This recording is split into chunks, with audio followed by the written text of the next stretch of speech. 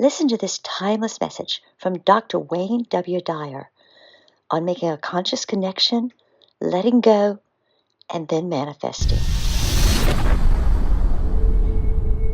When you go to that place, when you do the meditation, and when you make what we call conscious contact with your higher self and with God, when you make that conscious contact, you shift from a belief in God or a knowing about God to knowing God.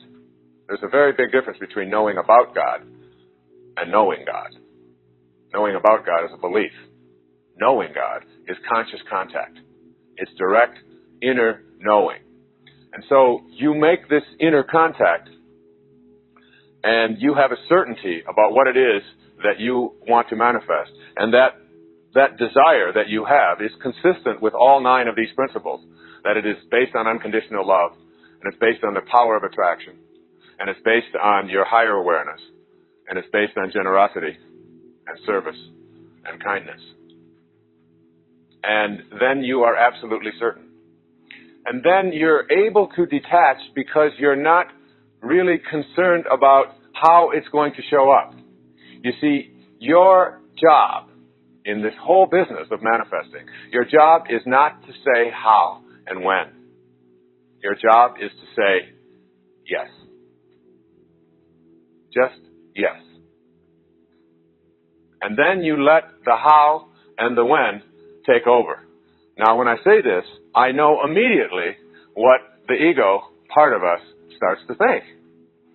I want it now, but I have to have it this way. But if I don't get it pretty soon, then I'm going to go broke. And then if this doesn't show up over here, then I'm going to have to go on welfare. And if I have to go on welfare, then and your mind starts playing all of these games about how terrible things are going to be if the person that you want to manifest doesn't show up the way you want him to show up, or if the child that you expect to have isn't showing up on time, or if the finances, or if the job, or whatever. And there's this push and this anxiety and this stress, which is based on fear and based on distrust. But you know, when you have this knowing, as it says in the Course, when you have this certainty, great things have no fear of time. You see, the universal intelligence doesn't operate in the parameters of time. Time is just our way of carving up the oneness. I was reading a story of Einstein as a young boy. And one of the things it said about young Einstein is that when he was a little boy, he picked up a compass. And when he picked up this compass, he noticed that there was something that would move the needle. But he couldn't find anything in the compass that was moving the needle. And he was intrigued by what it was that would move the needle. And he would go and turn in a certain way. He'd make a 90-degree turn, and the needle would turn and face whatever direction it was that he was facing. And yet, he hadn't done anything. And he was intrigued by what this force was, inside or outside, or what it was, that allowed this, what would make this needle move? That force, that universal intelligence, that thing that is nameless, that thing that we can't identify in the physical world, is the provider of all of the things that will manifest to you in the physical world. And it is also the source of your life. So that when you have an alignment with that force, what happens is you get very, very peaceful. And when you get peaceful, you stop insisting. You just know.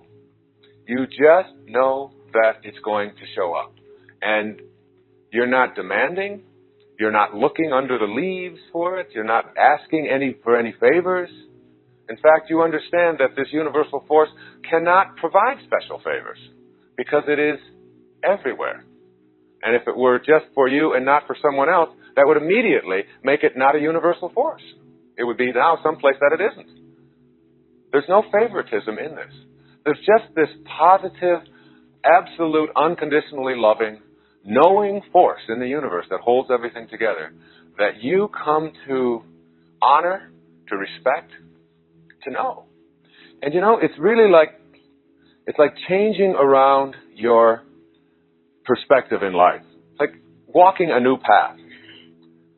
I've always loved this. I've read it many, many times in my talks. It's a little story by a woman named Portia Nelson. And she was asked, as a group of people were asked, in a seminar, to write down her autobiography. But they said, you only have one page. And you have to write your autobiography in 5 short chapters on one page. The autobiography of your life. That was the assignment. So Portia Nelson wrote her autobiography of her life in 5 short chapters. And this is what she said. Chapter 1. I walk down the street. There's a deep hole in the sidewalk. I fall in. I am lost. I am helpless. It isn't my fault. It takes forever to find a way out. Chapter 2. I walk down the same street. There's a deep hole in the sidewalk. I pretend I don't see it. I fall in again. I can't believe I'm in the same place. But it isn't my fault. It still takes a long time to get out. Chapter 3. I walk down the same street. There's a deep hole in the sidewalk. I see it there. I still fall in. It's a habit. My eyes are open. I know where I am. It is my fault. I get out immediately.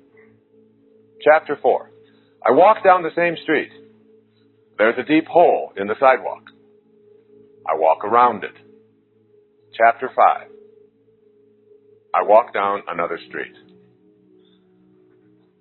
The story of her life. And it's really the story of higher consciousness, and it's the story of manifesting. Being able to manifest your heart's desire, to align yourself and your intentions with this divine organizing intelligence that is limitless, that is inexhaustible, that is ever expanding, that is abundant, that is all providing and all knowing and everywhere at the same time, is like walking down another street. To align yourself with that and to know that that alignment in itself is enough to bring whatever it is that has particularized, that is individualized into the world that you would like to have show up in your life and align with the particularization of that divine intelligence that is you, that it's just bringing it all together.